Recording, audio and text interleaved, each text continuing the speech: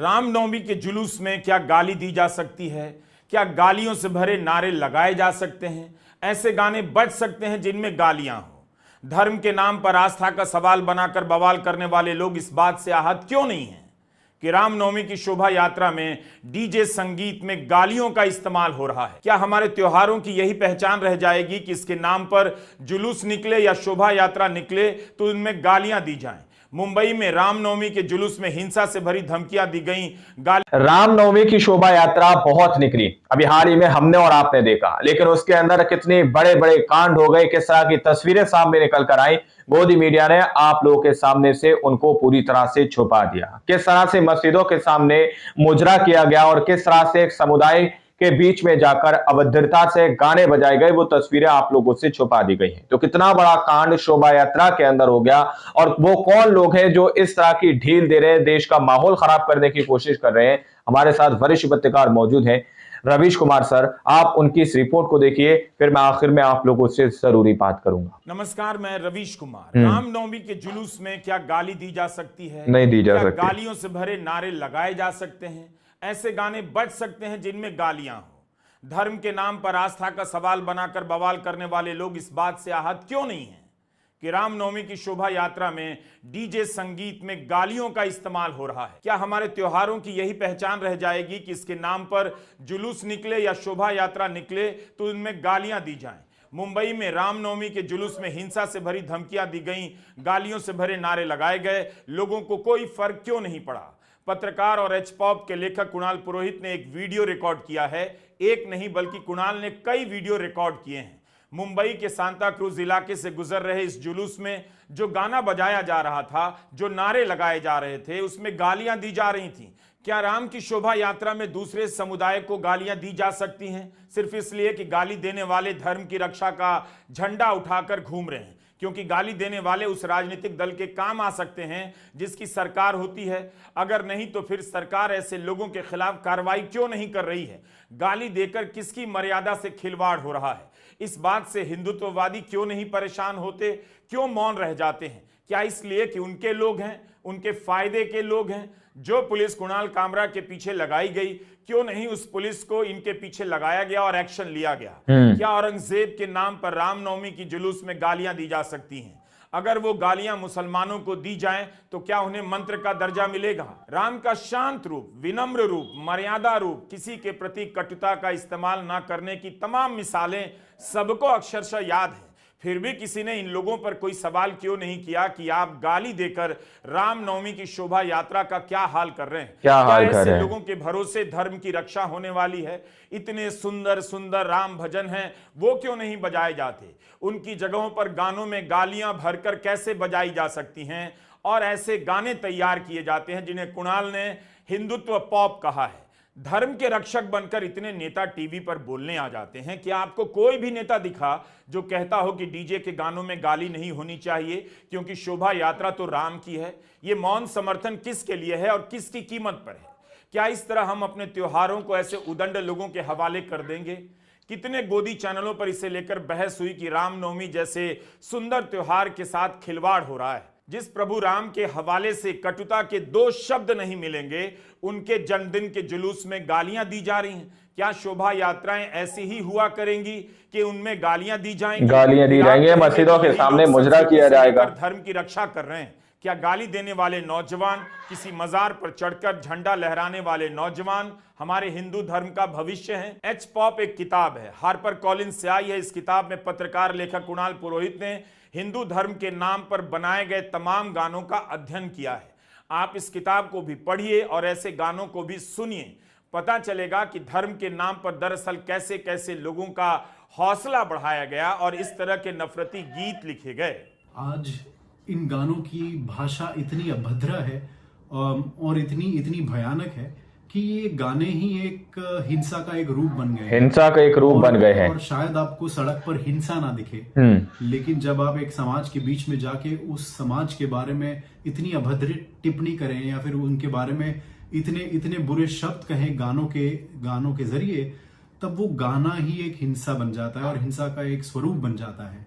कहीं ना कहीं इन यात्राओं में जो युवा शामिल होता है, उसको ये सारा करने से, उसको मस्जिद के सामने डांस करने से, उसको मस्जिद के सामने लाठियां दिखाने से और उसको तलवार पकड़ाने से कहीं उसमें एक भावना जागती है कि शायद उसने अपने धर्म के लिए कुछ किया है। वो अपने धर्म को बचाने के तरीके में वो कुछ कर पा रहा है और उसने कहीं ना कहीं दुश्मन को हराने की कोशिश की है।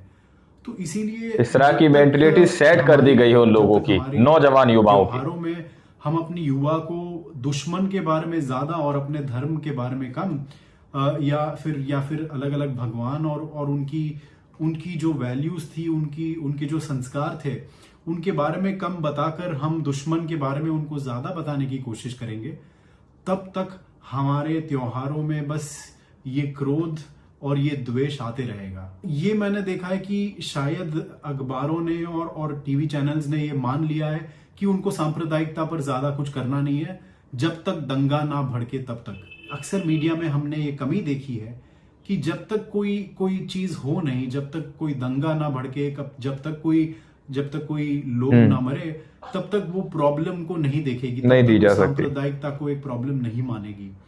और ये आज भी मैं देख रहा हूं, क्योंकि मैंने वो वीडियोस डाले थे सोमवार की सुबह को, लेकिन अब तक शायद बस 2 ही मीडिया ऑर्गेनाइजेशंस ने उस पर या तो कोई अपना लेख लिखा हो, या तो उस पर और कोई इन्वेस्टिगेशन किया हो, या तो उस पर कोई प्रकाश डालने की कोशिश की हो। तो शायद हम जो अपने मन में सोच रहे हैं कि सांप्रदायिकता को नॉर्मलाइज कर दिया है हमने अपने मन में, वही चीज हमारी भारत की मीडिया ने भी कर दी है कि उसने सांप्रदायिकता को एक बड़ी नॉर्मल सी प्रक्रिया बना दिया है। डीजे का इस्तेमाल किस लिए हो रहा है, किस तरह के गाने बज रहे हैं, पुलिस को अब समझ में आने लगा है।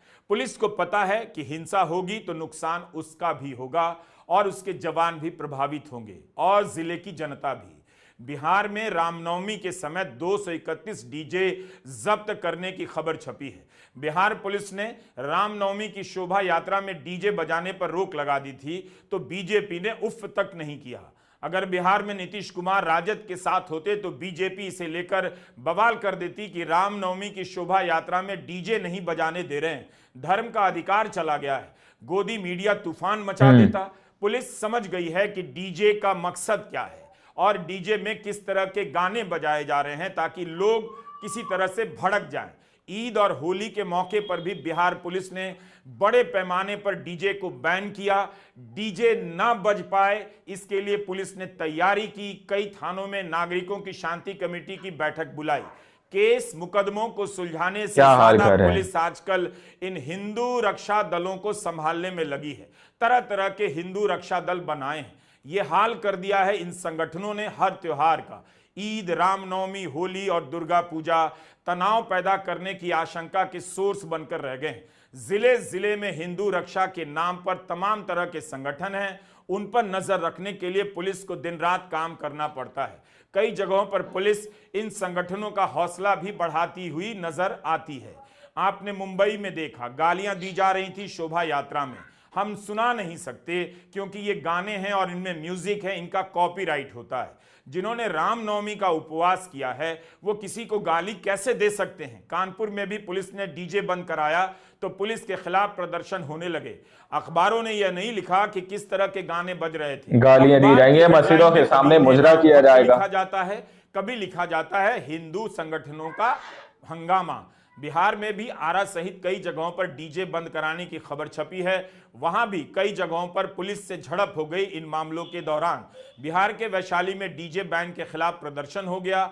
हिंदू एकता बल ने हाजीपुर मेहनार चौक पर जाम लगा दिया क्योंकि पुलिस ने डीजे जब्त कर लिया था। त्योहारों के आसपास आप कभी पुलिस वालों की जिंदगी में झांक कर देखिए, कितनी हालत खराब होती है। दिन रात उन्हें गश्त लगानी पड़ती है कि उनके इलाके में हिंसा ना हो जाए। हिंसा भड़काने की कौन कोशिश कर रहा है पुलिस को ठीक ठीक मालूम। हिंसा का एक रूप बन गए हैं। सत्ता का राजनीतिक संरक्षण नहीं होता तो पुलिस इन पर मिनटों में काबू पा लेती। सीसीटीवी, ड्रोन कैमरे लगाकर रामनवमी की शोभा यात्रा की निगरानी हो रही है। यह हालत कर दी है इन संगठनों ने रामनवमी की। लोग समझ गए हैं या इन बातों से अब किनारा करने लगे हैं इस पर फैसला देने की जरूरत नहीं, लेकिन यह जरूर दिखाई देने लगा है कि इतने उकसावे के बाद भी रामनवमी का दिन शांति से गुजरने लगा है।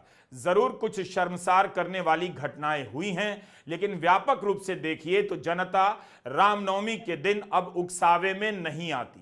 आप 2-3 साल पहले की खबरों को निकाल कर देखिए, पता चलेगा कि रामनवमी के दिन या आसपास किस तरह से तनाव पैदा किया जाता रहा है।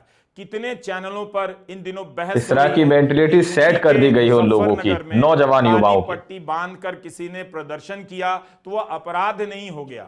ऐसा करने पर प्रदर्शन में शामिल लोगों से 2-2 लाख का बॉन्ड भरने के लिए कहा जाएगा, तब फिर किसी नागरिक के पास अधिकार के नाम पर क्या बच जाएगा? क्या हमें यही भारत चाहिए?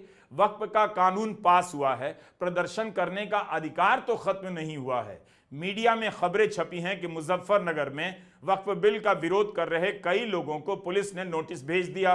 कुछ लोगों को 2 लाख का नोटिस भेजा गया है। 28 मार्च को वक्फ बिल के खिलाफ शांतिपूर्ण प्रदर्शन कर रहे लोगों ने अपनी बाहों पर काली पट्टियां बांधी, वो भी मस्जिद के भीतर। अब जिला प्रशासन ने तो आप लोगों ने इस वीडियो को शुरू से आखिर तक देखा।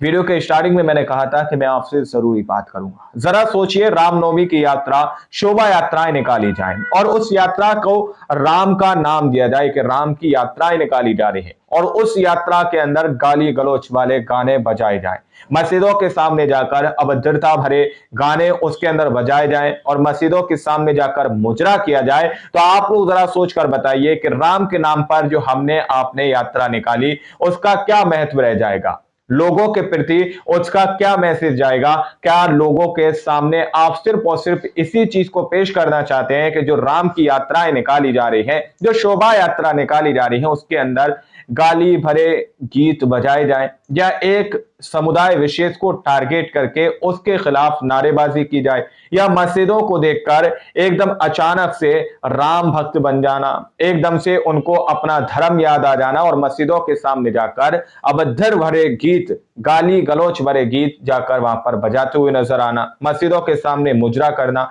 क्या सिर्फ और सिर्फ राम की यात्रा का यही महत्व है? क्या सिर्फ और सिर्फ यही मतलब है? जिस तरह की तस्वीरें सामने निकल के आ रही हैं उसको लेकर किसी भी तरह का कोई लीगल एक्शन नहीं लिया गया, जबकि इस पर एक्शन होना चाहिए। जो लोग ऐसे गाने बना रहे हैं उन पर भी होना चाहिए, और जो लोग इस तरह के गाने बजा रहे हैं एक समुदाय विशेष के मोहल्लों के अंदर जाकर, समुदाय विशेष के धार्मिक स्थलों के सामने जाकर इस तरह के गाने बजाना अपने आप में बहुत बड़ी बात है।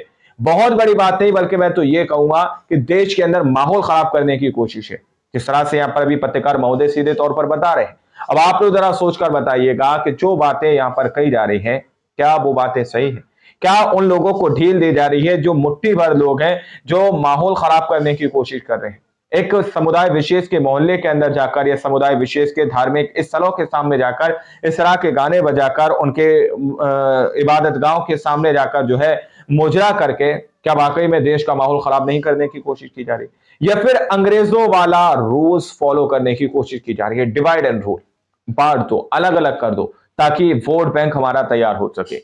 लेकिन सबसे बड़ा सवाल कि इसको लेकर किसी की धार्मिक भावनाएं क्यों आहत नहीं हो रही, क्यों नहीं जाग रही? आखिर राम की यात्रा पर इस तरह से कब तक ये लोग गाने बजाते रहेंगे? ये सवाल अपने आप में बहुत बड़ा है। आप लोगों ने इस रिपोर्ट को देखा सुना, अपनी राय कमेंट सेक्शन में जरूर दीजिएगा। सच्ची बक्की खबरें देखने के लिए चैनल को सब्सक्राइब कीजिए। मिलते हैं अगली वीडियो में, जब तक के लिए जय हिंद, जय भारत।